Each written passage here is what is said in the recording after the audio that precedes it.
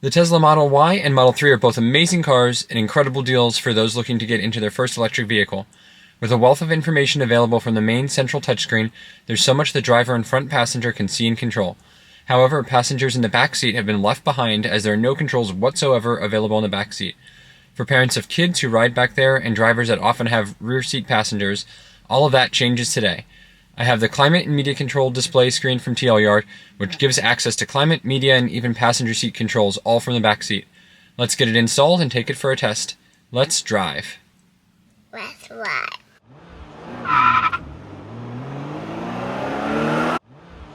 Thank you to TLYard for sending me the rear climate and media control screen to review, and this will give us a way for us to add the ability to control the climate and heated seats and even move the passenger seat, all from the center where the air vents are normally found in the middle of the back seat.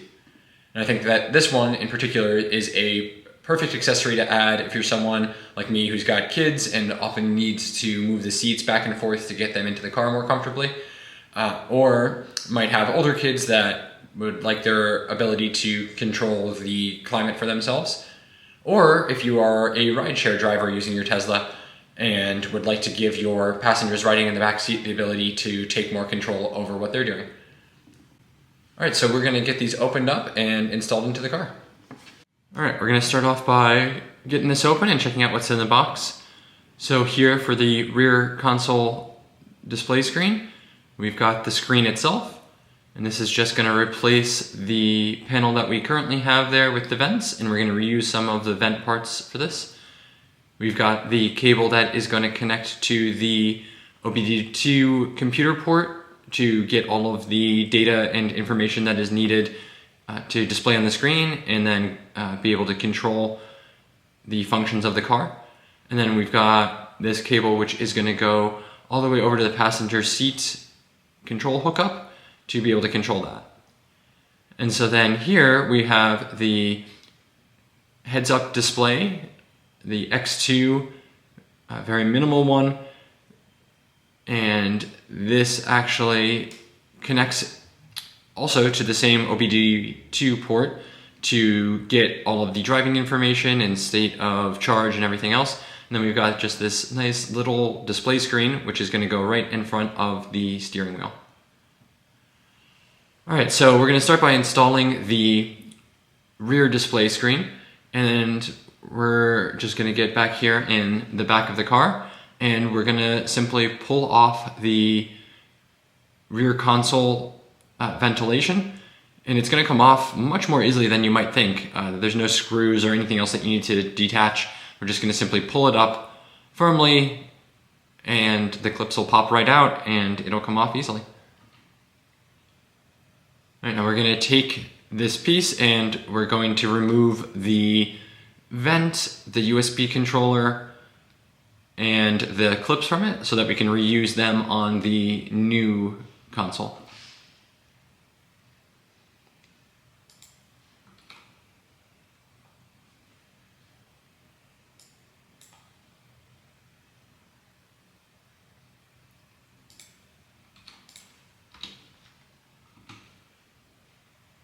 All right, and we are also going to remove the other two panels that are here below where the vents come in. And to do that, we need to remove these two screws that are in here. They actually use hex-shaped bolts, so you're going to need to ensure that you have a hex driver to remove them. So we take those out, and that's going to allow us to easily remove this middle panel, which we're going to want to do so that we can feed the wires through. And then the bottom panel is quite easy to remove. You can just use a plastic spudger tool to pop that off, which is included in the heads-up display. If you don't have that, you could use a flathead screwdriver. Just be careful that you don't scratch it up. And it will pop right off and give us access to the OBD2 ports. Now, one thing that'll make this easier and safer is turning off the power to the car. So if you go into the safety setting on the main display screen, you can actually power the car off, and make sure that you don't open or close any doors or touch the brake pedal, because that'll power the car back on. And that'll make sure that we're not getting any power to any of the cables that we're messing with here. And then moving up the driver's side door will also help give a little bit easier access into these panels here. All right, so now that we've got the vent panel off, we are going to disassemble this so that we can reuse some of the parts for it. So we're going to start by removing these two screws, which will allow us to actually remove the vent from the plastic panel here. Now there are a bunch of clips that hold this vent on. There are two on each side, which you can simply push back. Then there are two more on each side that guide it in. You don't need to worry about messing with those. And then there are, I believe, 2 or 4, it's hard to get in there to actually see them, that are kind of underneath the vent itself. But you don't need to do anything with those. As long as you have the 4 that are on the side kind of bent back, you can simply just pull firmly and it will disengage the clips on the bottom and the ventilation piece will just come right out. All right, and then once you have this out, next up we are going to remove the USB controller so that we can reuse this. And this is attached with 2 more smaller sized hex bolts. I believe I used a T10 to remove these. And once we take these out, the USB controller itself will just simply slide right out and we can reuse it. And then last, we're going to remove these 2 metal clips from the bottom here. And you can just use a flathead screwdriver to pry those up and they will come off fairly easily. All right, so actually one more modification we're just going to have to make here is to cut off this little plastic piece that hangs up on the top of the vent. This is just there to be a guide on the existing panel. It doesn't actually clip in at all. It's not necessary in any way, and removing it is not going to really hurt or damage any of the functionality of the car, and you'll never see this again either. So I wouldn't worry about it. If you have a pair of nice clipper pliers, those will probably work better. I just used a pair of scissors here to remove this. All right, and now we're basically going to put all of these pieces back onto the new display panel here. So I'm starting with the metal clips and just push those on with your hand. Then we're going to install the USB-C controller back on and attach it firmly with the hex bolts. Make sure not to over tighten it because that could crush or damage the USB controller. And then lastly, I'm just going to push the vent on here, push it in firmly so that the clips all engage, and then finally attach it with the 2 screws that were in here. All right, and now we've got a fully assembled center control panel. All right, now we're going to install this back in. And we are going to start by just getting everything lined up first and getting all of our wires in the right place. So I want to make sure that the wire that is going to go to the passenger side door is going to be fed through long enough. And I'm going to attach the cables here for starting with the USB-C and power cables that connect into this vent. So power first, then USB, and I'm just going to put it here kind of in place with where it goes without fully attaching it yet because we want to do the other panels first.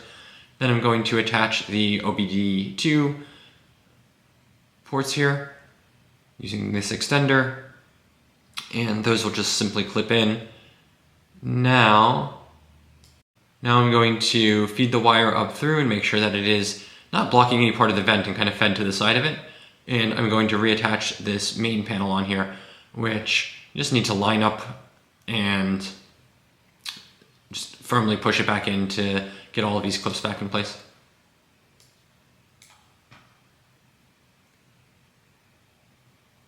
Now I've got all my wires in place. I'm going to feed the passenger door control underneath the passenger seat. And I've got everything hooked up now, so I'm going to reattach the screen part and vent. There's no screws here, so I'm just going to push this back on firmly. I'm going to screw back in the screws that hold this main center panel back on. And then last, I'm going to put the panel that covers the OBD2 port back on.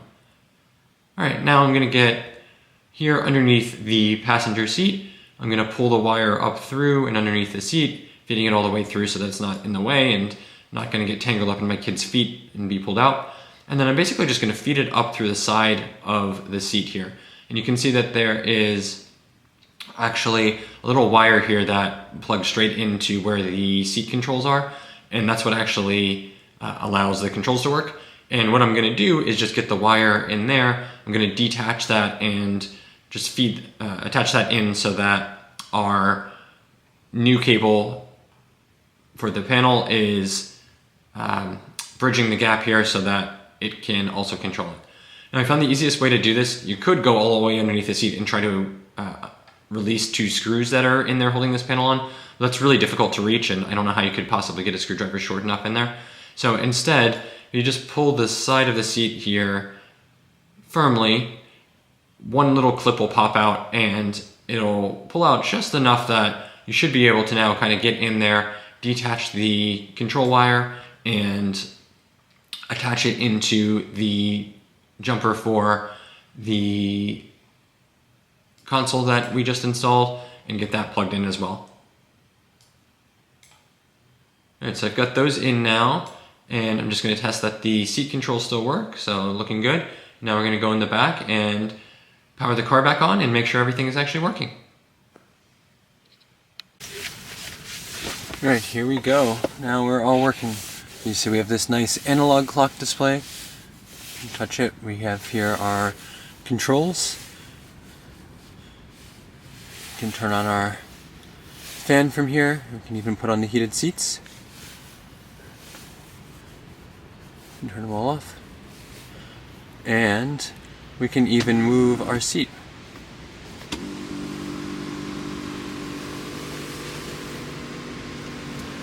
That's quite cool. I could see this being super useful for like a ride share, like an Uber or Lyft. You know, if you want to give your riders back here control of the seat so that they can, you know, move it up and out of their way.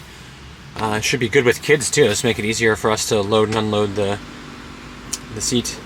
And we can do forward and back. Yeah, awesome. We can control our fan from here. That's quite nice. So now, so let me go back. From here we can control our media. Good. And we can lock the screen so that the kids won't mess with it. We can even just turn it off from here. And that. So after 30 seconds it'll go back into clock mode. And we can change from an analog clock to a digital clock. Alright, well I've been driving around with this now for a few days and I really like this. Obviously, you know, me as the driver, I'm not using it all that much, but I ended up sitting back here once and I found it really useful to have controls for the media because it can get a bit louder back here and sometimes you don't hear the music as well as you do in the front. So being able to control it independently back here is great. Also like really being able to finally control the climate control and vent speed from back here. And it's also just nice to have this clock because it can be quite hard to see the one all the way up there from back here. So really like this, and if you're interested in getting your own, you'll find the links in the description below. You can pick this up from TLYard yourself. Make sure to use code TeslaTyler to save. And with that, thank you so much for watching. Please do give this video a like and subscribe to the channel. I've got a lot more accessories coming and some big stuff coming to the channel soon with the New York Auto Show that I'll be attending and a Rivian Media Day that I'll be at as well. So you don't want to miss any of that. All right, well, thanks so much for watching, and I'll catch you out there on the road.